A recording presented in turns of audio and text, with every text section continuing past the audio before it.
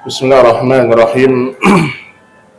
Assalamualaikum warahmatullahi wabarakatuh. Innal hamdalillah nahmaduhu wa nasta'inuhu wa nastaghfiruh wa natubu ilayh wa na'udzu billahi min shururi anfusina wa sayyiati a'malina. Man yahdihillahu fala mudilla lahu wa man yudlil fala hadiya lahu. Asyhadu an la ilaha illallah wahdahu la syarika lah wa asyhadu anna Muhammadan abduhu wa rasuluh. Ya ayyuhalladzina amanu taqullaha haqqa tuqatih wa la tamutunna illa wa antum muslimun. Amma ba'du, kaum muslimin dan kaum muslimat rahimani wa rahimakumullah. Alhamdulillah, tidak terasa nanti malam kita sudah masuk pada malam yang keberapa, Pak? 25, Masya Allah. Kalau kita merujuk kepada hadis Nabi Sallallahu Alaihi Wasallam, ketika Nabi Sallallahu Alaihi Wasallam memerintahkan kepada orang-orang yang beriman untuk mereka mencari malam Lailatul Qadar, maka Nabi Sallallahu Alaihi Wasallam menyuruh mencarinya, beribadah yang bersungguh-sungguh di malam-malam ganjil. Bapak Ibu yang dirahmati Allah Subhanahu wa taala, dahulu Lailatul Qadar dia adalah sesuatu yang diketahui oleh Nabi Sallallahu Alaihi Wasallam. Jadi kalau kita baca sejarah Lailatul Qadar ini, ternyata dulu Nabi Sallallahu Alaihi Wasallam diberitahukan oleh Allah kapan Lailatul Qadar. Namun kemudian Nabi Sallallahu Alaihi Wasallam mengatakan, Allah beritahukan kepadaku Lailatul Qadar, namun karena ada dua orang yang berselisih, ada dua orang yang bertengkar, maka ilmu tentang Lailatul Qadar dicabut oleh Allah Subhanahu wa taala. Maksudnya, kata para ulama, Lailatul Qadar adalah bulan yang penuh dengan keberkahan, dan keberkahan itu bisa dicabut oleh Allah Subhanahu wa taala ketika ada orang-orang yang bertengkar di bulan Ramadan. Allah Subhanahu wa taala berfirman, "Inna anzalnahu fi Lailatul Qadar wa ma adraka ma Lailatul Qadar. Lailatul Qadri khairun min alfi syahr." Sesungguhnya kami turunkan Al-Quran di malam Lailatul Qadar. Ibu-ibu, tolong suaranya ibu-ibu. Ya. Ibu-ibu perhatikan ya, kajian cuma sebentar. Ya. Kalau ibu duduk mendengar dengan baik, ibu dapat barokahnya. Ibu dapat barokahnya. Apa kata Nabi Sallallahu? Apa kata Allah Subhanahu Wa Taala? Inna anzalnahu fi Lailatul Qadar. Sesungguhnya kami turunkan Al-Quran di malam Lailatul Qadar. Di sini dalil bahwasanya Al-Quran diturunkan bukan di tanggal 17. Tidak ada satupun dalil dari Al-Quran dan As-Sunnah yang menyebutkan Al-Quran diturunkan tanggal 17. Tidak ada. Silakan dicari. Tidak ada. Yang ada hanya pendapat-pendapat. Namun yang sesuai dengan sunnah, berdasarkan Al-Quran dan hadis, Allah menurunkan Al-Quran di malam Lailatul Qadar. Dan Lailatul Qadar itu berada di 10 terakhir dari malam Ramadan. Terutama kata Nabi Sallallahu Alaihi Wasallam di malam-malam ganjil. Itu perlu diperhatikan. Kemudian, kenapa dinamakan dengan Lailatul Qadar? Ada 3 pendapat dari para ulama tafsir. Pertama, Lailatul Qadar maksudnya ai zatu syaraf, yaitu bulan yang penuh dengan kemuliaan. Tidak ada orang yang bersemangat di malam Lailatul Qadar kecuali mereka orang-orang yang beriman sama Allah. Jadi di antara sebab kenapa dinamakan Lailatul Qadar, karena di malam itu Allah Subhanahu wa taala turunkan Al-Qur'an dan dimuliakanlah malam tersebut. Sebab yang kedua dinamakan dengan Lailatul Qadar. Al-Qadar maksudnya adalah ad-dayyiq, malam yang sempit. Kata para ulama tafsir, maksudnya malam yang sempit karena di malam itu tatanazzalul malaikatu war-ruh. Di malam Lailatul Qadar, dan itu di malam-malam ganjil, turunnya para malaikat-malaikat Allah.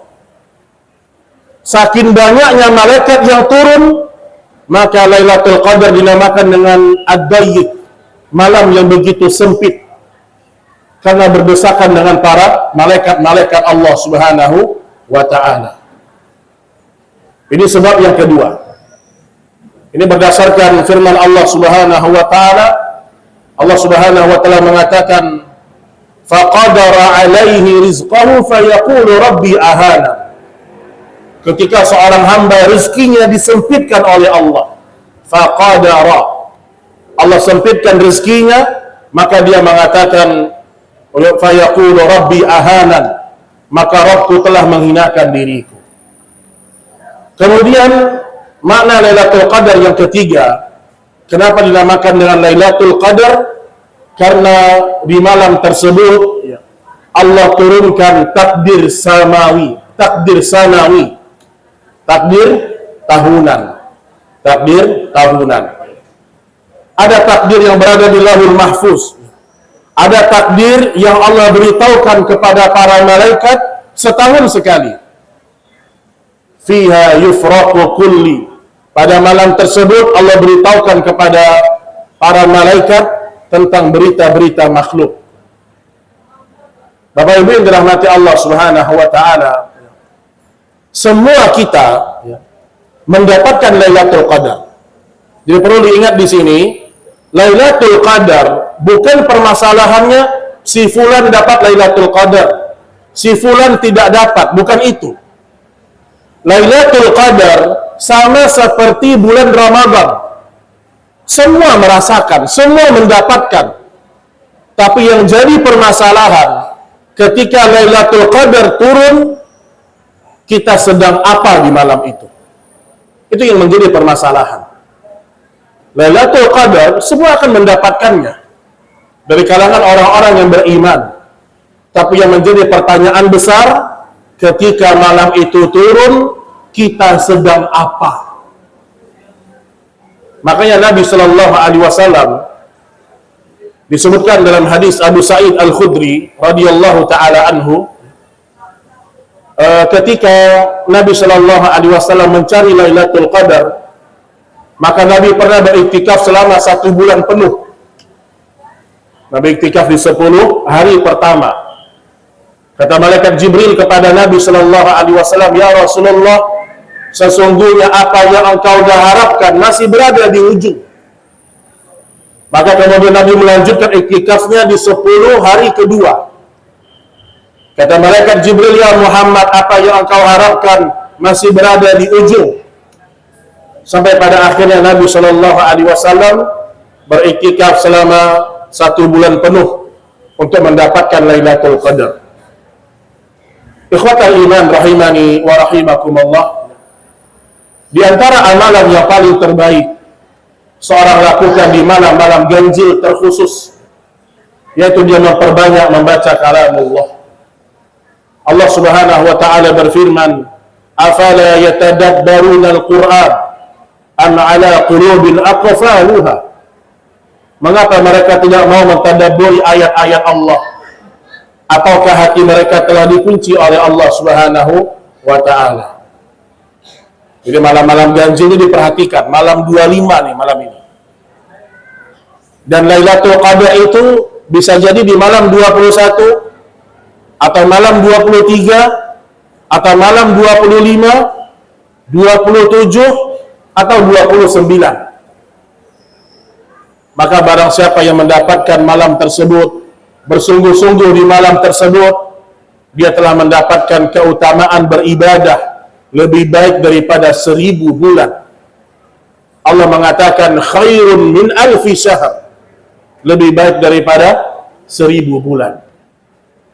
Maka amal yang pertama, usahakan banyak-banyak baca Al-Quran. Dan Al-Quran ini, ya, Nabi Shallallahu Alaihi Wasallam mengatakan Al-Quran wasiyam yasfa'ani yaumal qiyamah. Al-Quran dan puasa akan mendatangkan syafaat besok di hari kiamat.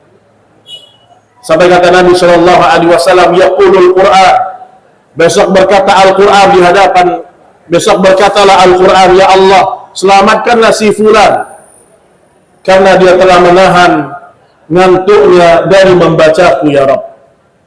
Yaqulu siyam, berkata puasa, ya Allah, selamatkanlah si fulan karena sesungguhnya dia telah menahan lapar dan hausnya di siang hari. Maka yang pertama, diperbanyak membaca kalamullah subhanahu wa ta'ala. Kemudian yang kedua, sedikit saya ingatkan berkaitan dengan amalan-amalan wajib, terutama yang berkaitan dengan zakat fitr. Zakat fitr. Jangan sampai lupa membayar zakat fitr. Zakat fitr ini dikeluarkan dalam bentuk makanan pokok. Dalam bentuk makanan pokok, beras. Bahkan mayoritas para ulama mengatakan orang yang zakat fitrnya dengan uang tidak sah zakat fitrnya. Jadi supaya aman, berzakat fitrlah dengan makanan pokok beras. Berapa kilo? Kurang lebih 3 kilo. Kurang lebih 3 kilo. Dan Allah Subhanahu wa ta'ala ketika berbicara masalah zakat, berbicara masalah sholat, Allah selalu menyatukan kedua hal tersebut. Wa aqimus sholata wa atuz zakat. Tegakkanlah sholat, tunaikanlah zakat. Jadi jangan sampai Bapak Ibu lupa untuk membayar zakat fitr bagi yang diberikan kemampuan oleh Allah Subhanahu wa ta'ala. Kepada siapa diberikan zakat fitr ini? Yang paling afdol dia berikan kepada kerabat dekatnya. Kalau dia punya paman, dia punya bibi, dia punya abang, dia punya adik, maka dia berusaha untuk memberikan zakat fitr kepada keluarganya yang paling terdekat. Allah Subhanahu wa ta'ala berfirman, yas'alunaka madza yunfiqun qul ma anfaqtum min khairin falil walidain wal aqrabina wal yatama wal masakin. Mereka bertanya kepadamu ya Muhammad, kepada siapa kamu berinfak? Qul ma anfaqtum min khairin falil walidain. Pertama kali berikanlah kepada kedua orang tuamu. Jadi bukan zakat, tapi bentuknya adalah sedekah kepada orang tua. Kemudian kepada karib kerabat. Kemudian kepada anak-anak yatim. Kemudian kepada fakir miskin. Jadi jangan sampai lupa untuk menunaikan zakat fitr. Kemudian yang ketiga, di 10 malam terakhir dari bulan Ramadan, jangan sampai seorang tidak menunaikan kewajibannya sebagai seorang muslim. Syekh bin Baz rahimahullah ta'ala, beliau pernah mengatakan, barang siapa yang salat di malam turunnya Lailatul Qadar, maka dia dijamin mendapatkan Lailatul Qadar tersebut. Lailatul Qadar itu sudah dimulai semenjak maghrib sampai isya, sampai subuh, afwan. Lailatul Qadar kalau dia turun dari ba'da maghrib, dari waktu maghrib sampai subuh, maka perbanyaklah ibadah di masa itu. Sampai kata Allah Subhanahu wa ta'ala, salamun, keselamatan atas orang-orang sampai waktu fajar. Kata para ulama, orang-orang yang beribadah di malam-malam Lailatul Qadar atau di malam Lailatul Qadar, para malaikat akan datang kepadanya kemudian mengucapkan salam keselamatan. Mengucapkan salam keselamatan. Seandainya kita melihat malaikat-malaikat Allah berada di sekitar kita, kemudian mereka memberikan salam kepada orang-orang yang membaca Al-Quran, beristighfar kepada Allah Subhanahu wa ta'ala. Sampai disebutkan bahwasanya di antara tanda-tanda Lailatul Qadar keesokan harinya matahari tidak terlalu terik. Ada yang mengatakan karena teriknya matahari terhalangi oleh sayap-sayapnya para malaikat yang naik kembali ke atas langit. Jadi jangan sampai kita di malam-malam ganjil terutama kita masih lalai dalam ketaatan kepada Allah Subhanahu wa ta'ala. Kemudian yang terakhir, Bapak Ibu yang dirahmati oleh Allah Subhanahu wa ta'ala, tidak pernah kita bosan-bosan untuk mengingatkan kepada kaum muslimin dan kaum muslimat untuk banyak-banyak membaca zikir yang pernah diajarkan oleh Rasulullah SAW kepada Aisyah. Jangan baca zikir yang aneh-aneh, baca zikir yang Nabi sampaikan. Dengan perhatikan, untuk mendapatkan Lailatul Qadar, Nabi sudah mengajarkan zikir khusus sama Aisyah.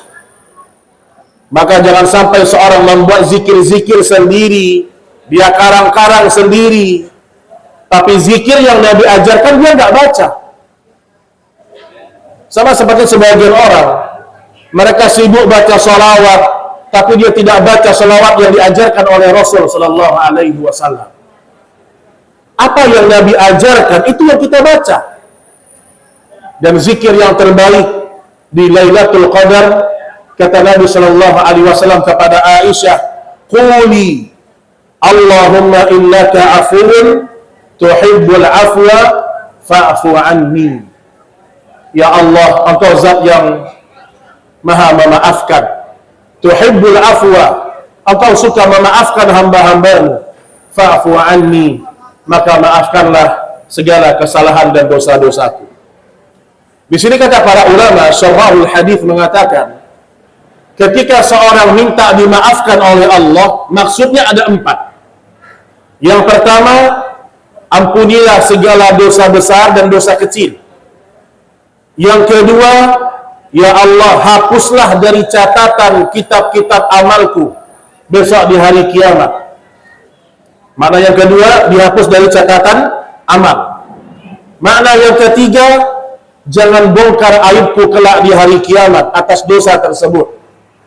Dan yang keempat, gantikanlah segala keburukan tersebut dengan kebaikan-kebaikan yang datang dari sisi Allah Subhanahu wa ta'ala. Wallahu ta'ala a'lam bissawab. Demikian yang bisa kita sampaikan pada pertemuan kali ini. Masih ada tersisa waktu beberapa menit. Masing-masing silahkan berdoa kepada Allah. Karena di antara waktu yang mustajab, seorang berdoa kepada Allah ketika dia berpuasa atau ketika dia hendak berbuka puasa. Wa sallallahu ala nabiyyina Muhammad. Nakhtatim bihadzal qadar. Aqulu ma tasma'un, subhanaka Allahumma wa bihamdik, asyhadu an la ilaha illa anta, astaghfiruka wa atubu ilaik. Assalamualaikum warahmatullahi wabarakatuh.